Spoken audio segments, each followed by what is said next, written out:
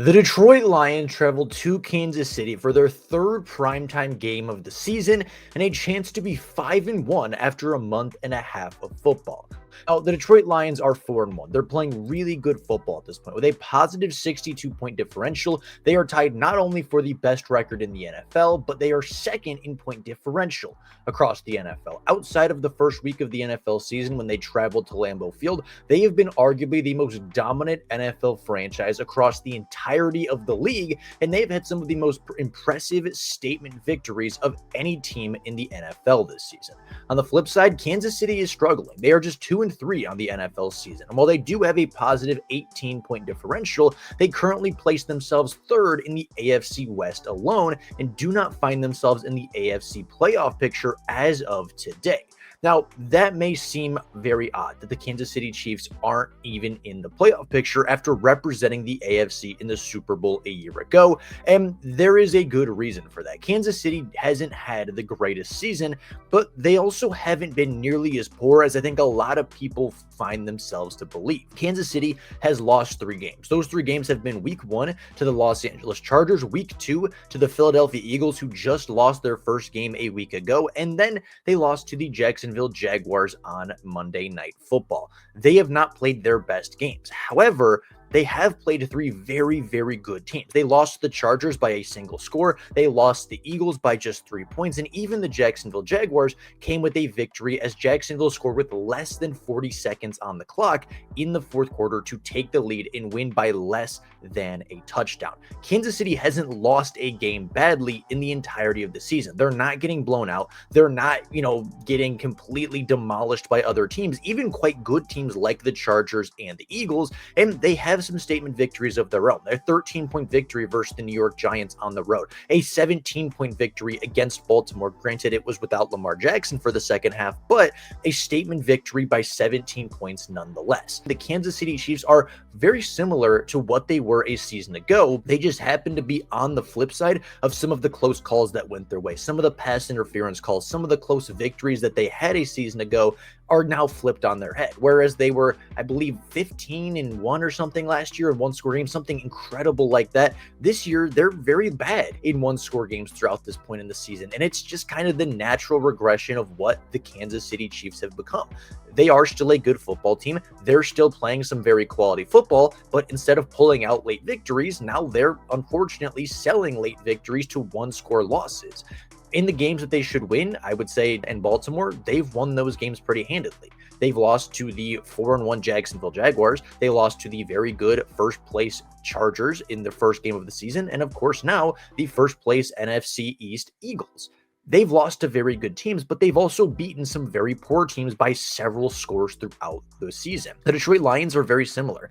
Week 1, they lost to Green Bay, a great team on the road in a primetime matchup, and it didn't look very good for them. They lost that first game pretty handedly and were off to a poor season. They've played Chicago and beat them by 31. They played Baltimore and beat them by 8. They played Cleveland and beat them by 24. And of course, this past weekend, they beat Cincinnati by 13 on the road. The Lions have had some of the largest statement wins across the entire NFL, and as of today, they are currently ranked among power rankings of a top 3, a top 2, even a top 1 team in the NFL at this point in the season. But they have to go to Kansas City, and that is not an easy task to do. Taking a look at some of the matchups to keep in mind, the Detroit Lions offense has been rolling this season. They rank 7th in total yardage, 12th in passing yards, 7th in rushing yards, and 1st in the NFL in total points. Yes, for the second year in a row, the Detroit Lions offense is the highest scoring team in the NFL through the first month and a half of the NFL season. The Detroit Lions finished last season as the highest scoring team ever in the 17-game era. And as of today, they are on pace to be very close to that point differential, very close to that amount of points scored by the end of 2026. The Kansas City Chiefs have a very strong defense, though. This is a defense that has kept them in a lot of games and given them a chance to win a lot of those close one-score victories. Kansas City themselves are ranked 15th in yardage allowed, 9th in passing yards allowed, 21st in rushing yards allowed, and ranked 13th in the NFL in points allowed. They do not have a fantastic, stellar top 5 defense like maybe they had over the last couple of seasons, but they have had a very strong defense and some very strong defensive performances. Their front four isn't fantastic at stopping the run, which is where I think the Lions could really take advantage going to Kansas City. If you want to win on the road, if you want to win against AFC teams on the road, you have to run the ball well. The Lions have ran the ball pretty well over the last couple of weeks, really over the last month of football or so, and Kansas City hasn't been great at stopping it. They didn't stop Cam Skattebo very well. They didn't stop Derrick Henry very well. They have not been a great rushing defense, although they haven't been absolutely awful either. But I do think that is a big part of what the Detroit Lions can take advantage of going into this game. On the flip side of things, Kansas City's offense is getting a lot of hate this season. There's a lot of people speculating and saying, oh, well, it just isn't very good because it feels like the lack of big plays. There's a lack of high scoring games. And that's kind of been the storyline, I guess, over the last couple of years, right? After Tyreek Hill left, now that Travis Kelce isn't necessarily the elite tight end he used to be, it seems like there's this narrative that Kansas City can't put points on the board, that Kansas City isn't this elite offense anymore. And while they've certainly taken a step back, they are far from a bad offensive unit and one that you can just count on to not score many points. This isn't the Cleveland Browns offense we're talking about. This is Patrick Mahomes. This is some really good wide receivers. This is still Travis Kelce. They still have an okay offensive line and one of the best play callers in NFL history. As of today, they rank 8th in NFL in total yardage. They rank 10th in passing and 11th in rushing. And they rank 13th in the NFL in points scored. They rank top half of the NFL in every single major category that an offense should. And again, while they may not be elite, they are far from a bad offensive unit and can certainly put up 28, 35, even 40 points in a game if the script is right, if things start moving their way.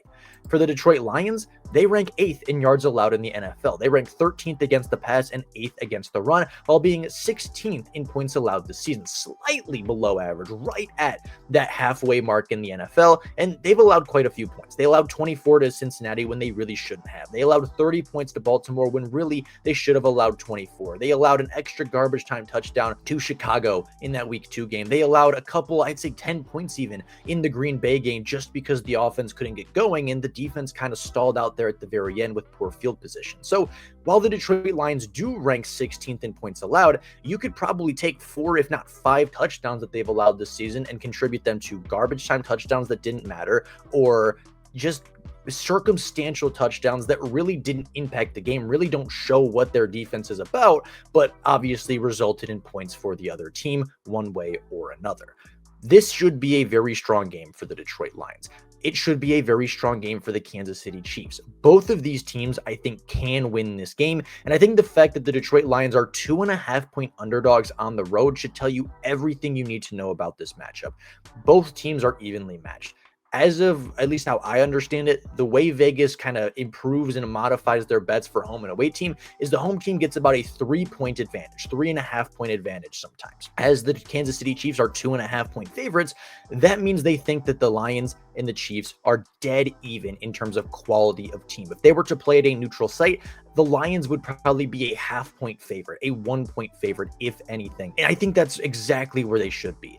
The records do not tell the story. The 4-1 Lions haven't really beaten a quality team outside of maybe Baltimore, if you want to consider them that. Cleveland is not a quality team, although they do have a quality defense. Cincinnati, without Joe Burrow, is not a quality team. Chicago is not a quality team. The last time they played a true contender was the Green Bay Packers in week 1, which of course we all saw exactly what happened. The only comparable game they have to go off of is that Baltimore Ravens game, playing an MVP caliber Lamar Jackson, playing I would say, relatively healthy Baltimore team. Obviously, their defensive tackle star was not in, but they still played against Kyle Hamilton, still played against Marlon Humphrey, still played against Roquan Smith. They still played against Derrick Henry. They still played a healthy Baltimore Ravens team for the most part throughout their season and in that week 4 matchup. But they have a lot to prove still. They have to prove they can beat contenders, and the Kansas City Chiefs are not going to be an easy rollover victory. This is not going to be a team the Detroit Lions beat by 10, 15, 21 points in a game. This is going to be a game that comes down to 4 points. It's going to come down to a last-minute field goal, a last-second touchdown, maybe a turnover that causes the difference in the game like it was last time in Arrowhead.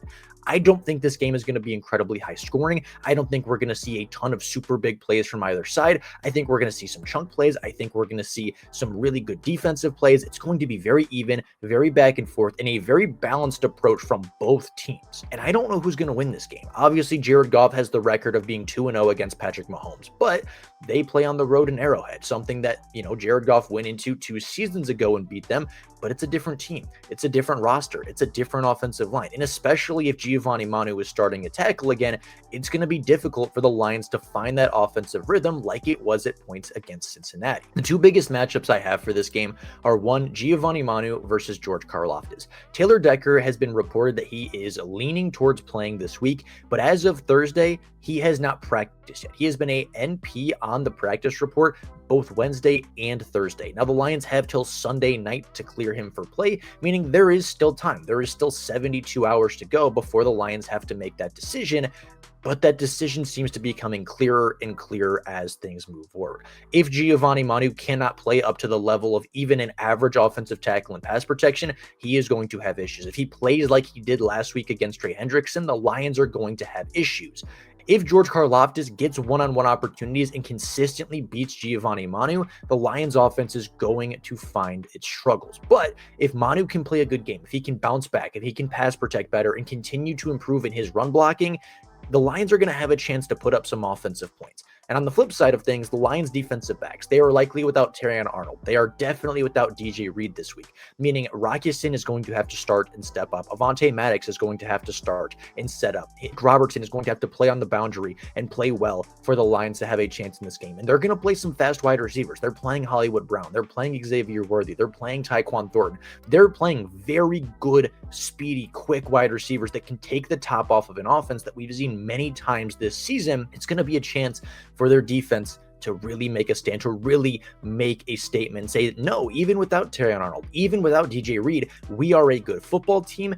And if they can do that, if they can take away some of the deep shots that Kansas City really likes, if they can force checkdowns, force small yardage plays, force Patrick Mahomes to just not be able to extend the play and get that deep shot off, they're going to have a chance to win this game. And I think if they can do that, they will win this game. But with that being said, that is all I got for you guys today. A preview between two very good NFL teams. A dominant team in the Detroit Lions, who are 4-1, an underachieving team that is still very talented in the Kansas City Chiefs at 2-3. This game truly can go either way. And as I said, the Lions are actually the underdogs. So with that being said, that's all I got for you guys right now. Let me know down in the comments below what you think about this matchup and how you think it will play out. Love to hear you guys' opinions. But with all of that being said, that's all I got for you guys right now. Thank you all so much for watching. And until next time, and as always, go Lions.